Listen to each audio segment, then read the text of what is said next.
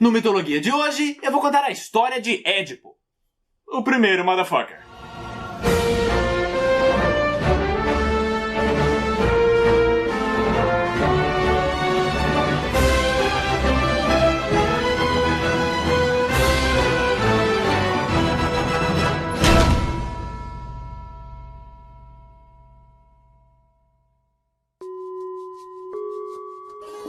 Partindo do princípio de que essa história é fundamentada em uma profecia, é importante começar explicando a origem da maior fonte de presságios divinos da Grécia Antiga, o Oráculo de Delfos, o que nos leva ao Monte Parnasso, pois em uma de suas encostas havia uma região sagrada protegida por Piton, uma serpente gigante eventualmente morta por Apolo, que em sua homenagem recebeu um templo em seu nome nesse local, e as ruínas dele podem ser vistas até hoje na Grécia.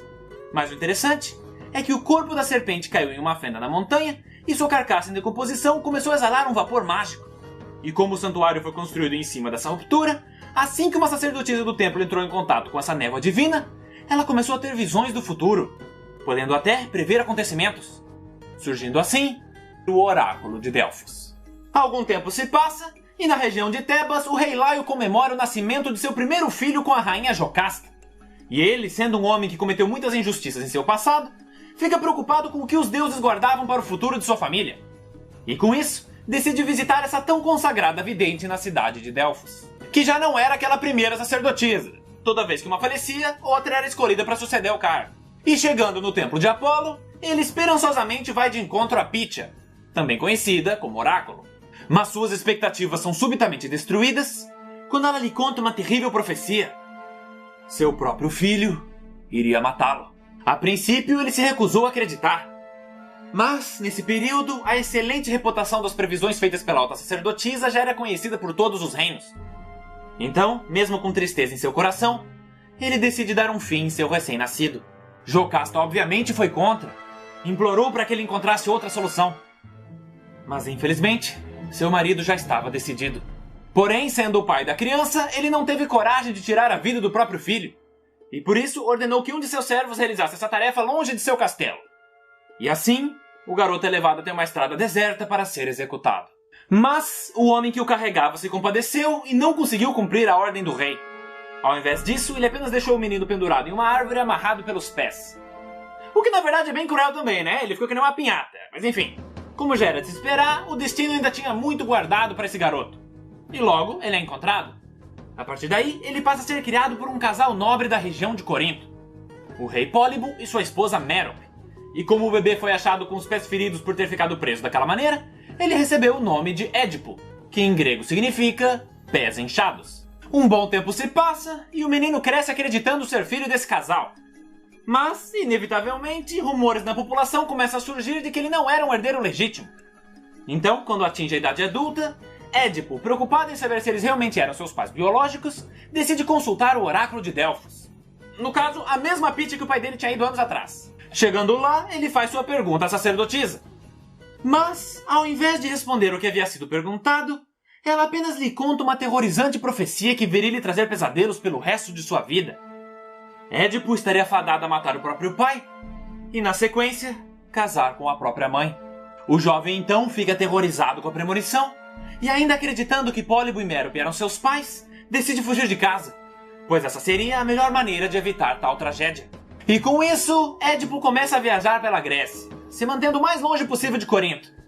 E durante sua jornada, enquanto passava próximo à região de Tebas, ele encontra um grupo de viajantes em uma carruagem. E como a estrada era muito estreita, eles agressivamente exigem que o jovem saia do caminho com seu cavalo. Mas, sendo muito orgulhoso, Édipo se recusa, fazendo com que os homens pegassem suas lanças e partissem em sua direção. Sendo assim, ele não teve escolha a não ser sacar sua espada e entrar em combate. Briga de trânsito era foda naquela época. Porém, sendo um jovem bem treinado e astuto, ele saiu ferido, mas ainda assim vitorioso ao eliminar seus adversários. Aí, ao chegar nesse reino, Édipo fica sabendo de um ser monstruoso que assolava a população local. A Esfinge, uma criatura alada, metade leão, metade mulher, sendo essa uma das crias do terrível monstro Tifão. Eu já fiz um episódio sobre ele, tá na playlist. E essa criatura passou a ficar na entrada da cidade, devorando todos os viajantes que falhavam em lhe responder um enigma. Consequentemente, as viagens se encerraram, o comércio decaiu e, obviamente, as mortes fizeram a população entrar em desespero. a ponto de que Creonte, o governante que assumiu na ausência do antigo rei, oferecesse o trono de seu reinado àquele que conseguisse se livrar da esfinge, assim como também a mão de sua irmã viúva em matrimônio. E com isso, Édipo, sendo um jovem aventureiro buscando propósito em sua vida, decide que iria derrotar a fera e salvar o reino. Então, ele bravamente vai até o local e avista a criatura, que por sua vez dirige seu olhar a ele e sem delongas lhe diz o enigma. Pela manhã tenho 4 patas, à tarde tenho 2, e ao chegar à noite tenho 3. Que animal sou eu?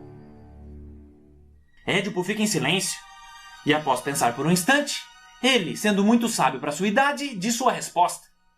Este animal é o homem. No início da vida engatinha sobre 4 patas, na idade adulta anda sobre 2, e na velhice usa uma bengala como apoio. E com isso, a esfinge derrotada se levanta, se dirige ao precipício mais próximo e se atira para sua morte. O que, na minha opinião, foi um baita exagero da parte dela, né? Vamos falar de ser mal perdedor. E fora que ela tinha asa, então nem dá pra saber se ela morreu mesmo. Mas, independente. Édipo, sendo o herói do povo, recebe como recompensa o trono e o coração da bela viúva, que mesmo sendo bem mais velha do que ele, se apaixonou pelo rapaz.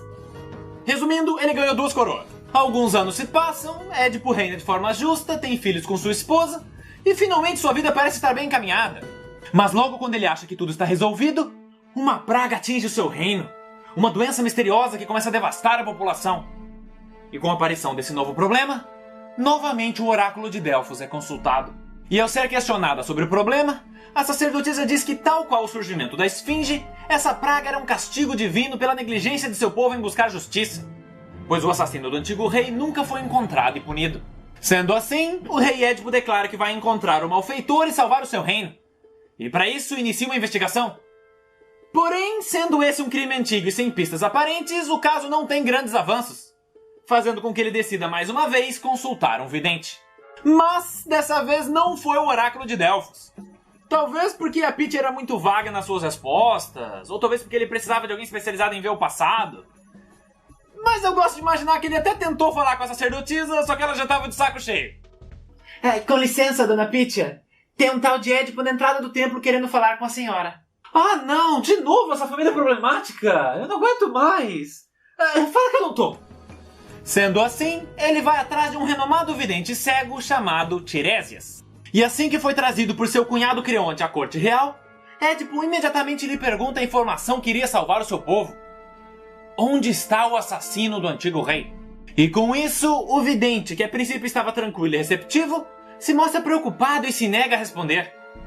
Mas, depois de muita insistência, ele informa que o culpado do crime está no palácio do rei. E após o espanto trazido por tal afirmação, Édipo, rodeado pelos membros da corte, pergunta quem é o assassino. Tiresias respira fundo e, com tristeza em sua voz, responde: Eu estou falando com ele neste exato momento. Todos ficam assustados com essa acusação, especialmente Édipo, que acusa Tiresias de ser apenas um cego senil. E ao ouvir essa ofensa, o vidente responde: Você tem razão sobre minha velhice. Mas o maior cego aqui não sou eu. Os guardas então escoltam Tiresias para fora do palácio, e Édipo, no auge de sua fúria, acusa Creonte de ter contratado esse velho mentiroso para tentar usurpar o seu trono. Algum tempo se passa, e em meio a toda essa desgraça, o rei recebe a visita de um mensageiro de Corinto enviado por sua mãe Mérope. E ele trazia a notícia de que Pólibo havia falecido. Sabendo disso, Édipo, apesar de triste, fica aliviado, pois a profecia de que ele mataria o próprio pai não se concretizou. Mas o seu alívio é bem mais curto do que ele esperava, pois Mérope, achando que ele merecia saber a verdade, lhe conta através do mensageiro que eles não eram seus pais biológicos, e que ele foi abandonado ainda bebê no reino de Tebas. Com isso, a incerteza toma conta de sua mente, e estando muito preocupado, vai conversar com sua esposa. Édipo então conta tudo o que sabe, e pede que ela descreva com detalhes os eventos que precederam a morte de seu antigo marido. Sendo assim, ela lhe diz que o antigo rei havia saído em viagem e deixado seu irmão Creonte temporariamente no poder. Mas quando ele demorou para retornar, um grupo de busca foi enviado, e seu corpo foi encontrado perto de sua carruagem em uma rua estreita próxima ao reino, ao lado de seus guardas também mortos. E quando ela termina contando sobre seu filho perdido que teve com o antigo marido, todas as peças se encaixam, tanto para Édipo quanto para sua esposa, Jocasta. Imediatamente o rei sai correndo do palácio, repleto de angústia e arrependimento. E quando retorna horas depois, ele encontra sua esposa e sua mãe enforcada em seu quarto. Então Édipo, aterrorizado pela descoberta e pelo suicídio de sua amada, percebe que Tiresias estava certo. Ele era o verdadeiro cego.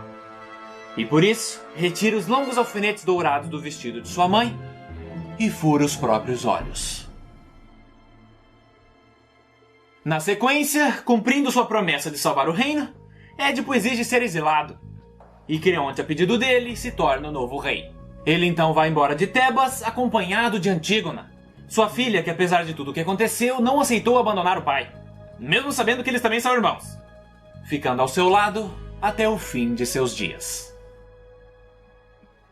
E com isso, a gente conclui essa trágica história, que apesar de antiga, ainda é muito influente até hoje, tendo servido de inspiração para o famoso conceito do complexo de Édipo, criado pelo pai da psicanálise, Sigmund Freud. Ja, das ist die richtige Aussprache. E basicamente, ele descreve o conflito infantil na vida de todos os meninos, porque no caso das meninas, ele é conhecido como complexo de Electra, que é uma outra personagem da mitologia, onde o garoto sente um desejo inconsciente pela mãe e uma hostilidade pelo pai, que por acaso tem uma conexão com um outro conceito psicanalítico criado por ele, das Medusenhaut, onde a visão aterrorizante da cabeça decapitada de Medusa é comparada ao complexo de castração causado quando o garoto vê os órgãos genitais femininos, geralmente os da mãe, descobrindo que as mulheres não têm pênis, fazendo com que ele crie uma angústia de que o seu pênis vai ser removido pelo pai, como punição por ele ter sentido desejo pela mãe. Holy fucking shit! E por último, tem mais um conceito da psicanálise que foi inspirado na mitologia grega, inclusive numa história que envolve o vidente Tiresias, surgindo assim um termo usado para descrever um amor doentio por si mesmo. Mas essa história conta no próximo Mitologia. Até mais!